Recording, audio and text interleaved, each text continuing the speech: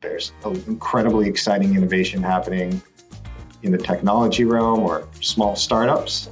And there's a lot happening at sort of bigger scale, even at the policy level. And I think that Bay State's in a really nice spot in the middle to do both, kind of to be able to be a small company that's nimble, that's creative, that's entrepreneurial, but also big enough to deliver solutions at scale.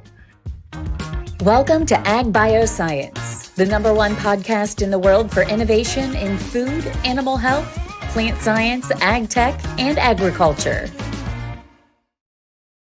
Welcome back to Agbioscience. I'm DIAL Ventures' Jarrod Sutton, this week's guest host of the podcast. The food ingredients market is expected to grow to $97 billion by 2029. That's an annual growth rate of just over 6.5%.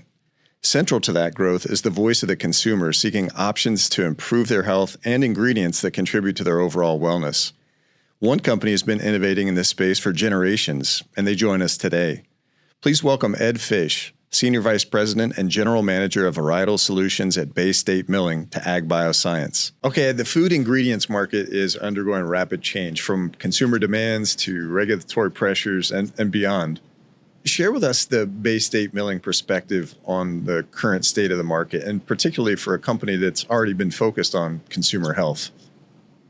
Yeah, it's a great question. We're always paying attention to what's happening in the market, both from a consumer standpoint, but also from a regulatory standpoint. And we see it mostly as opportunity. I'd be lying if I said, there aren't challenges, but we're well prepared and equipped to meet those challenges and opportunities. We've been doing this, for those who are less familiar with Bay State, for over 125 years now. So we like to think that we have a pretty good track record and we know what we're doing. Lots of change, and we're up for the challenge. Yeah, one of the oldest, one of the largest family-owned milling companies in the U.S. You said 125 years. You celebrated that back in 2024. Man, that's awesome. Congratulations. What does the company's product portfolio entail, and who do you aim to serve through innovation? We're super proud of our history, and I still think it's an incredibly strong through line in the company culture, and I hope that never changes. But our beginnings, our humble beginnings, started here in Boston, where our company's headquartered. And for the better part of 100 years, we were a flour milling company. We over the last decade and a half, we've expanded the business and we've grown into new markets. We produce ancient grains, edible seeds, spices, and a lot of now specialty proprietary ingredients. And our business sort of spans the spectrum from, it sort of starts at the farm gate. We're interacting often directly with farmers. We manage the supply chain all the way up to our facilities, where we process raw materials into ingredients, and then we sell those ingredients to our customers. And that kind of wider portfolio of products enables us to support our customers, to your earlier question, in this ever-evolving marketplace. And we rely both on the breadth of our portfolio and the breadth of our people. Our capabilities continue to grow alongside with the ingredients that we provide. And we like to think we have a nice combination of services and ingredients that we can offer our customers so they can meet the changing consumer demands. 125 years, you've been doing something right. That's terrific. You're in the health space, and food as health is clearly a growing topic of discussion and a force of change in ag bioscience innovation. How is Bay State Milling uniquely positioned to lead in this space, both for farmers and for consumers? Yeah, that's a loaded question. Given all the change in the moment, I'll touch on a few things. I think we've always been focused on being different and being exceptional. And in some ways, that's what we're continuing to focus on. We are increasingly pressing into that health space, but that health space is about being different and being better. And our customers are asking more and more of us. And to that point, what we can offer them, both in terms of services and ingredients, those have expanded. So why Bay State can do that a little bit better is part of that sort of our history of being nimble, being entrepreneurial, being willing to take a little bit of risk. Some of that also ties to the unique organizational structure. While we're still we're a large company, we're still privately held, and we can think about things and approach business opportunities differently than some of our publicly traded competitors or startups. We're just different in terms of how we're funded and how we're structured. The other piece is things are, as consumer preferences change, we think we're like a perfect size to sort of meet their needs. And sometimes that's small companies who are growing into bigger businesses, and sometimes that's bigger businesses struggling to kind of pivot what's a really large organization. And we have the right set of skills and relationships to help them do that. What I tend to see, and I think it's probably relevant for this podcast, is there's often an empty space right in the middle. There's an incredibly exciting innovation happening in the technology realm or small startups. And there's a lot happening at sort of bigger scale, even at the policy level. And I think that Bay State's in a really nice spot in the middle to do both, kind of to be able to be a small company that's nimble, that's creative, that's entrepreneurial, but also big enough to deliver solutions at scale. And we have a lot of people that have a ton of experience sort of taking a small novel idea or technology and scaling it up. We're not a genetics company. We're not a breeding company. We're also not a CPG company, but we know how to connect the two. We really know how to connect agriculture to food, and we really know how to take interesting ideas and scale them up to commercial production. Wow. A uniquely valuable conduit between the two. I love it. So you've got your team has got your customers, right? The food companies, they're at the center of the ingredient development process. Share more about the Rothwell Grain Essentials Center and its importance to your product development and customer trust. Yeah, that would be one of the services that we talk about. About a decade ago, a little bit more, we invested in building the Rothwell Grain Essentials Center. That's located here in Quincy, Massachusetts. And, we employ food scientists, culinary experts, and among many responsibilities they have, one is working hand in hand with our customers or potential customers to innovate and problem solve. Sometimes that's how do we optimize for cost? How do we optimize for performance? And other times it's how do we create new, special, different things? And, we have a lot of deep knowledge that doesn't just reside with sort of how do we take a few of the different ingredients that we offer and put them into the right combination to produce a product. It also drives further back into the supply chain to, okay, well, what do we need to do from a supply chain standpoint? How do we engage with our growers to make sure that the crop is productive as possible, that our cost structure is appropriate, all the way to kind of like what we would call that formula, the bowl mix, to sort of say, and here's the secret sauce. So a lot of that work happens in our GEC, our Grain Essentials Center, and with those R&D and culinary experts. And then it kind of pushes further out into our organization to make sure that we're doing everything we can back into the value chain to make sure that we're delivering and solving for whatever our customer needs are. How do the customers engage? How do they give you that feedback for what their needs are, their problems, their pain points are? How's that process work? It's mixed, I'd be lying, it's mixed in terms of how it happens. It's also mixed in terms of how transparent and collaborative it is, and just to give you some examples, perhaps we're working with a very large customer that wants to tweak an existing product and a legacy formula, a successful major CPG product line that has been selling huge volumes for decades.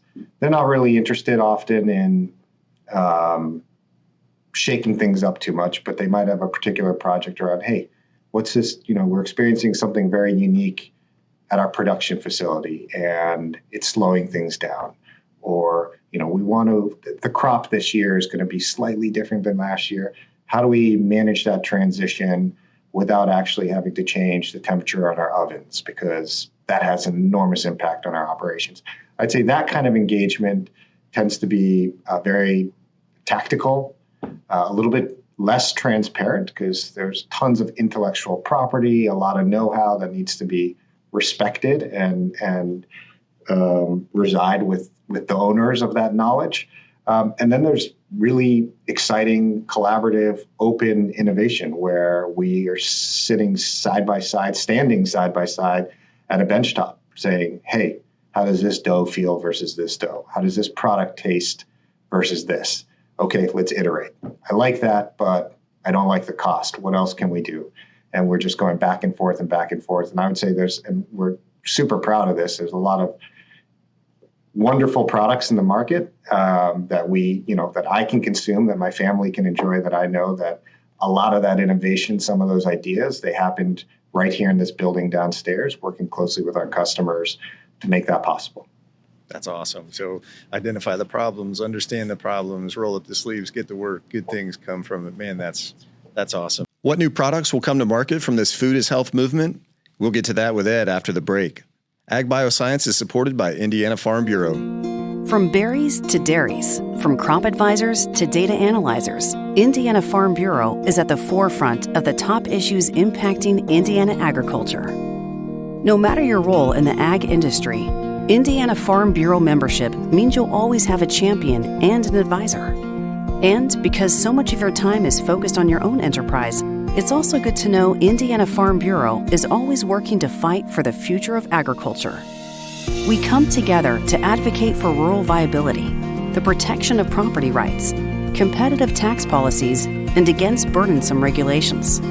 Whether our members need a door opened, an impact in public policy, or an ally to strengthen their communities, Indiana Farm Bureau is there. We are the unified voice for all agriculture. To learn more about the benefits of Indiana Farm Bureau membership, go to infb.org.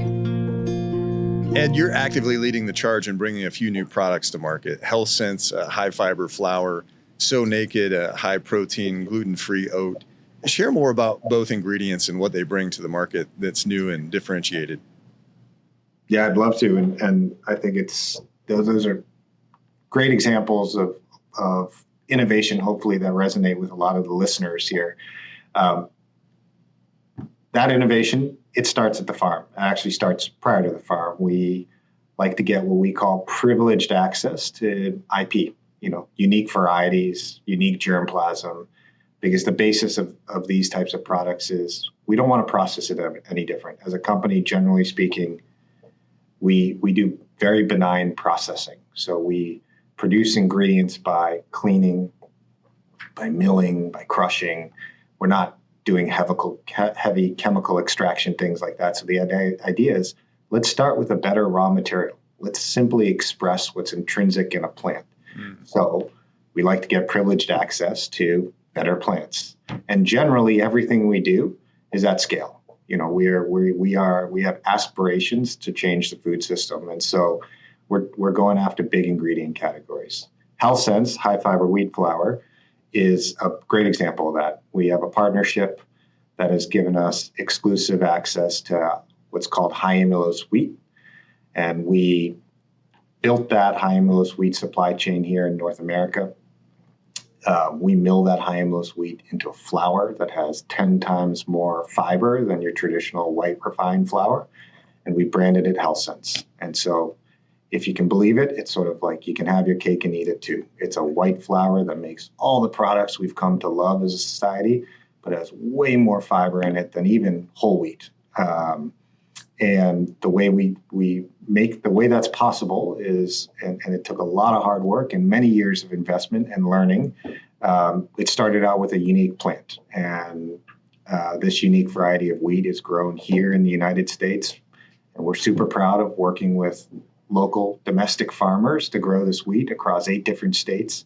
We bring it into our mills, we convert that into flour, and we sell it to companies. And that allows our companies to do one of two things. It allows them to renovate or reformulate existing products. big, think wheat flour, think big categories like crackers, breads, pastas, and provide the consumers with the same products that they're familiar with, that taste great, that are affordable, and that we're used to consuming, with just this sort of stealth health element. And we've stitched that together over the years. And the most complex piece to solve in the early years was the IP supply chain. The wheat system has been designed for efficiency, safety and efficiency. And so what it's not designed for is, let's grow a little bit of wheat over here that's special and keep it segregated. Everything is done at scale. So we've scaled it successfully, but over the years while we were getting there, it was challenging to solve for, hey, how do we do something special and different within a system that's designed for efficiency, speed, consistency, those sorts of things. And I'm happy to talk more about that, but let me just jump really quickly to Sow Naked Oats, which is same concept. Let's start with a better version or a unique version of oats. Sow Naked Oats are a hulless variety that have 40% more protein than your traditional oats. And that is the value proposition. One, it has 40% more protein. Two, because it's hulless, it has a 50% lower carbon footprint. We've been able to quantify that by looking at what oats grown in a similar geography, looking at it side by side with oats grown in a similar geography. So those oats require more energy to expel the hull, and then more energy to transport that hull to a secondary market. And then the last piece is it's what we call purity protocol gluten-free. So we work closely with our farmers to make sure that they're abiding by a crop rotation that doesn't contain gluten, that doesn't have gluten-containing crops over a certain amount of years. And then we process it in facility. We transport it certain ways. We process it in facilities to guarantee an extremely tight spec on gluten levels. Yeah, that's awesome. I can tell you right now, an N of one, my wife's getting super excited listening to this. So tell me about the feedback from food companies and farmers alike. What are you hearing from folks on both sides of the value chain? I'm glad you asked that question, because let's start with the farmers. I mean, I think none of the food system exists without them. And so we really need their partnership. We've had great experience with the farmers. I think, like anyone, I think many of them were either skeptical or excited about it, but just wanting to dip their toe in the water, because new and different can sometimes be scary or represent risk. And so, but over time, I think what the farmers, at least the farmers that we work with, what they've come to understand and appreciate is, hey, let's take wheat, for example. I can either be completely subject to the vagaries of the markets, geopolitical tensions, weather events, or I can push some of my acres to a specialty crop like this where I'm guaranteed some revenue. I can think about sort of hedging my commodity wheat with specialty wheat. And I think they appreciate that. This wheat requires more care, requires, slightly different approaches, but I'll let them figure that out, and they've been excited. The other thing I would say on the farmer side that's really important is, just like, and we're about to talk about this in a second, I don't think everyone likes to say consumers want to know where their food comes from. My experience is a lot of the growers that we're working with, especially as we go from one generation to another, they're really excited to know where their crops are going. And these specialty products are ending up in ingredients and in food products that they want to consume. And they can feel really proud of the fact that they grew something that is better for you. So whether it's a high protein oatmeal or a high fiber loaf of bread, tortilla, mac and cheese, pasta, what have you, they can feel really excited to be able to draw that through line from I grew this crop all the way to here's the product I'm buying on the store shelf and serving my family at the dinner table. And that's great. In terms of the consumer response, I would say similar, and maybe not consumer, but the food manufacturer response is they're just experiencing a ton of growth, in a world where we have different factors that influence consumer behavior.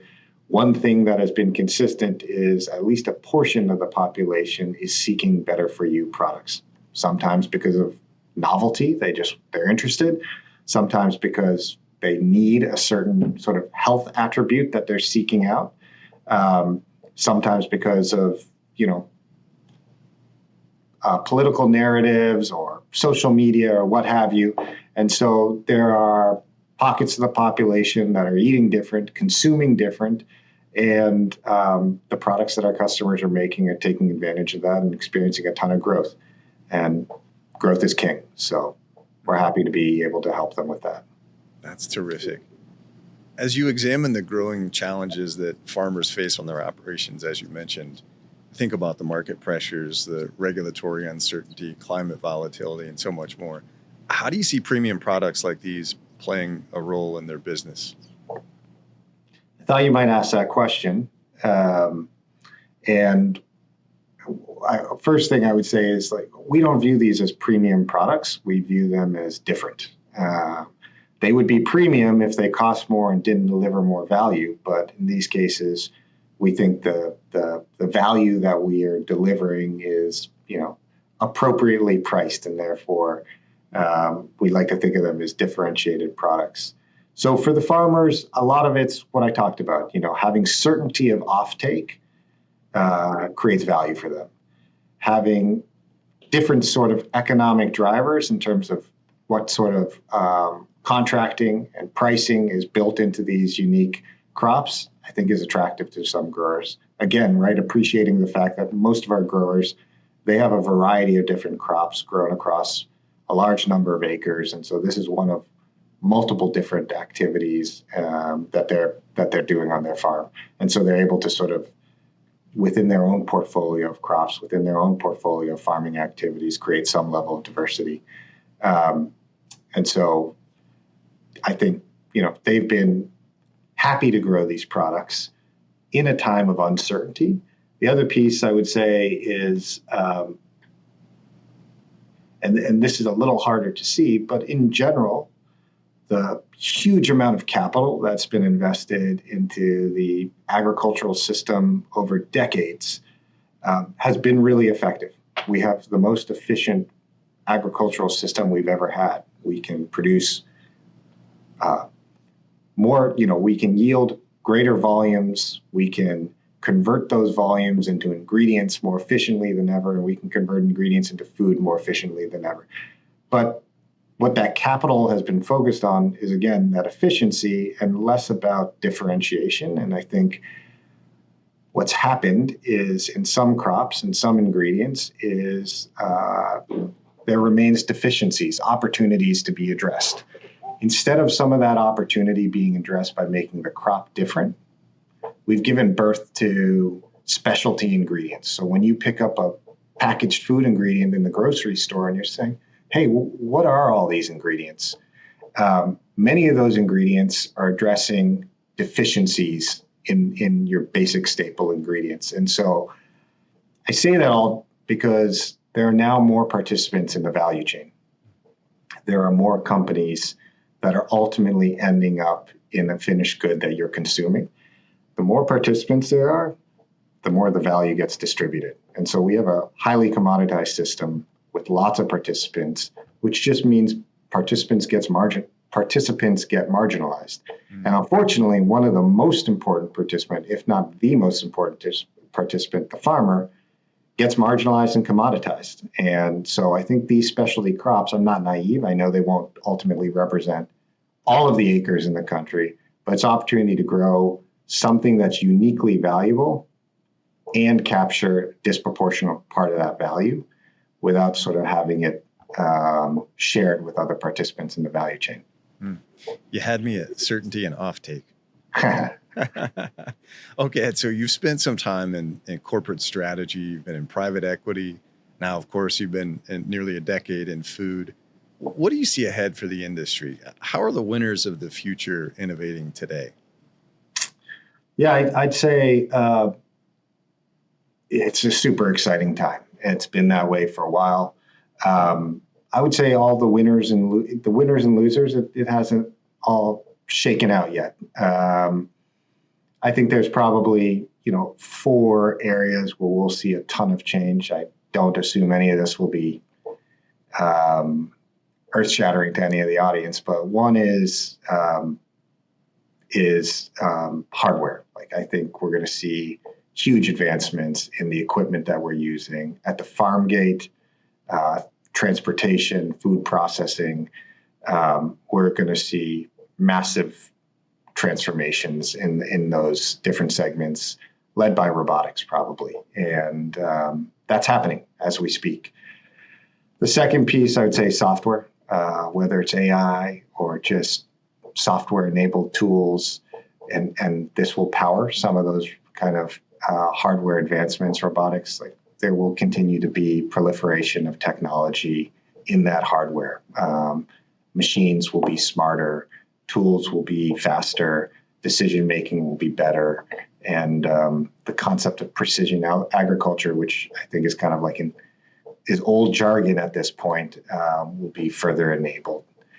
Then I think probably the newer, biggest piece is the life sciences and the biology piece. I think that's likely going to, and by the way, these categories are not just, this isn't sort of explicitly, it doesn't pertain only to agriculture and food. These, you could apply the same lens to, most industries, but I think we're going to see transformational kind of impact in the next few years, and the rate of change will only accelerate. And I'm fortunate to be here in just outside of Boston, where we have a massive life sciences industry, but those hubs across the country, across the world, they're pushing out really exciting new ideas, technologies, and ultimately we'll see whether the consumer acceptance is what it needs to be. But I think that's kind of the third big lever. And then the final piece is, of course, like the people who are eating the food. Food's incredibly personal. We ingest it in our bodies. It's how we gather as family, as friends, communities. It's a hot button topic. People have very strong, emotionally fueled views about it. But one thing for sure is it's going to change. And, that's going to have the ripple effects through the entire value chain. What I would say on winners and losers across those different segments is I've seen a lot of exciting tech in food and ag fail already. Incredible, actually, to see how much money has been poured into both good ideas and, by the way, lots of bad ideas that haven't been successful. To me, the winners are going to be the companies that haven't lost sight of the fact that it's still a relationship business. It's all about people. Like, it doesn't matter how much better your widget is than the next person. You still got to be able to form a relationship with someone who needs to take risk, who's willing to listen, and all those sorts of things. So I think some of the companies that are either physically positioned to succeed, meaning they're located close to growers, employ the right set of people who have real agricultural experience and relationships, or at the very least are kind of aware of the importance of this, are going to be the ones who are most successful. And that's brilliant. So hardware, software, healthcare. We have a big healthcare hub here in Indiana as well, by the way. Yeah. The consumer connectivity with food, all of this culminating for an exciting time in innovation in ag bioscience. So what's ahead for Bay State Milling, Ed? Future's bright. I think a lot of what we touched on. I would remind people that the last 15 years it's always a unique period of time. At least from my experience, it's been unique with respects to food. We came out of a pretty significant recession in 2008. People were making real changes to how they were consuming, whether clothing or food or otherwise. And there was like an explosion coming out of 2008, right? We bounced back more vigorously than ever. And that for sure fueled what was already an interest in health.